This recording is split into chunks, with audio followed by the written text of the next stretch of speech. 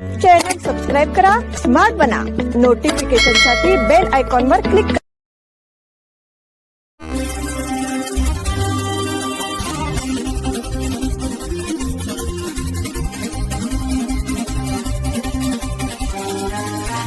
नमस्कार, स्मार्ट न्यूजच्या बुलेटिन मध्ये आपलं स्वागत. पाहूया आजच्या दिवसभरातील ठळक घडामोडी.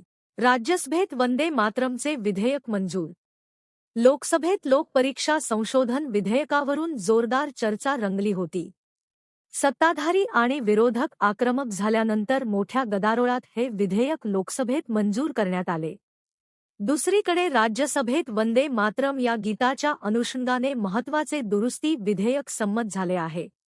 राज्यसभेत आज बुधवारी राष्ट्रीय सन्मानाचा अपमान प्रतिबंध दुरुस्ती विधेयक 2026 मंजूर करण्यात आले. या विधेयकामुळे वंदे मातरम या राष्ट्रीय गीताचा समावेश संबंधित कायद्याच्या कक्षेत करण्यात आला असून आता राष्ट्रीय गीताचा अवमान करणाऱ्याविरुद्ध फौजदारी गुन्हा दाखल होणार आहे. देशात काही ठराविक घोषणांवर सातत्याने वाद होतात. त्यामध्ये जय श्रीराम किंवा वंदे मातरम हे शब्द उच्चारण्यासाठी काही जणांकडून सक्ती केल्याचाही आरोप होतो, तर कोणाच्या सांगण्यावरून हे शब्द देशभक्तीचे प्रतीक कसे होऊ शकतात, असा सवालही विचारला जातो. मात्र आता वंदे मातरम या राष्ट्रीय गीताचा अवमान केल्यास फौजदारी गुन्हा दाखल केला जाईल, यासंदर्भातील विधेयक राज्यसभेत संमत झाले आहे. पोलीस आयुक्त भूषण बोरसे यांची विविध गणेश मूर्तीशाळांना भेट. गणेशोत्सवादरम्यान विसर्जन मिरवणुकीत येणाऱ्या तांत्रिक अडचणी वेळेत दूर व्हाव्यात आणि मिरवणुकीचा कालावधी कमी व्हावा, या उद्देशाने बेळगावचे पोलीस आयुक्त भूषण बोरसे सक्रिय झाले आहेत.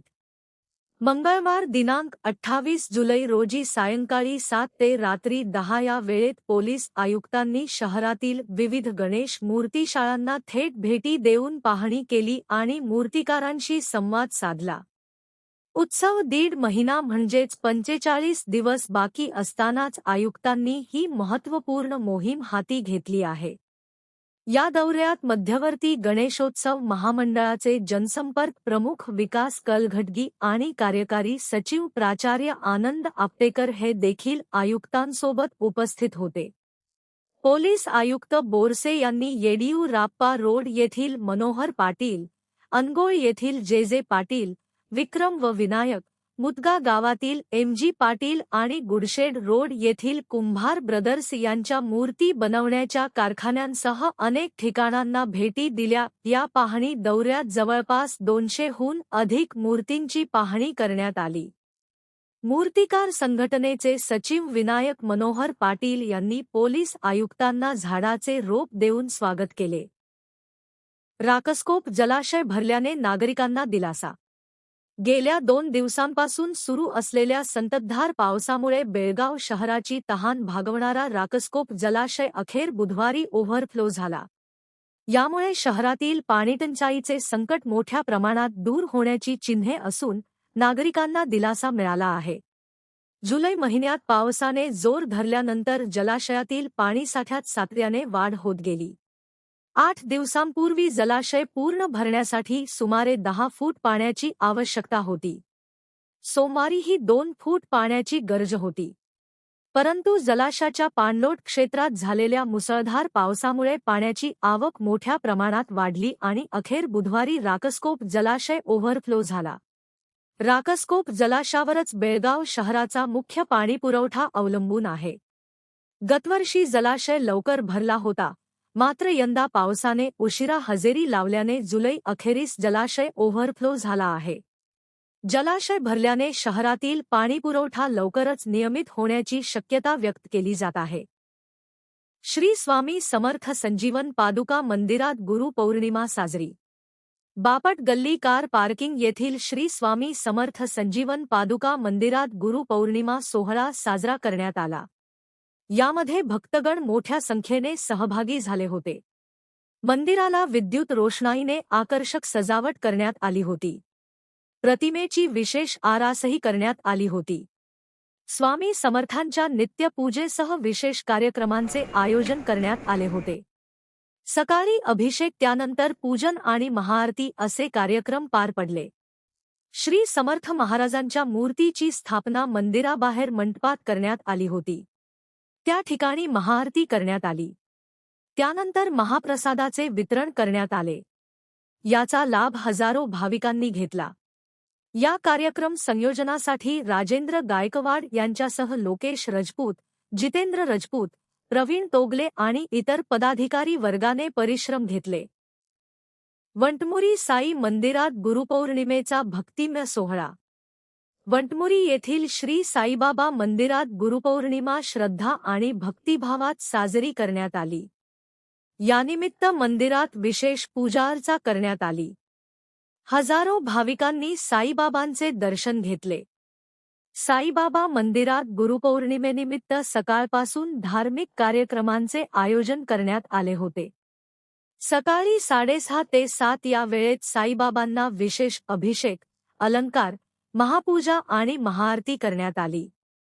यावेळी संस्थेचे अध्यक्ष SR बडगेर, उपाध्यक्ष AS केरूर, सेक्रेटरी RP पाटील, पदाधिकारी बाबू अरवाळी, सभासद उत्तम देसाई, गिरीश नाईक, सुरेश बदामी यांच्यासह देवळाचे पुरोहित गंगाया यांच्यासह भक्तगण मोठ्या संख्येने उपस्थित होते. आधार शिक्षण संस्थेच्या वतीने गुरुपौर्णिमेचा सोहळा साजरा.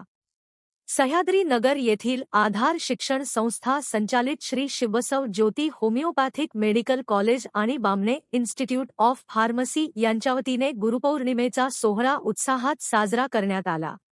यावेळी बिम्समधील निवृत्त ज्येष्ठ डॉक्टर गिरीधर पाटील यांनी विद्यार्थ्यांना मौलिक मार्गदर्शन केले.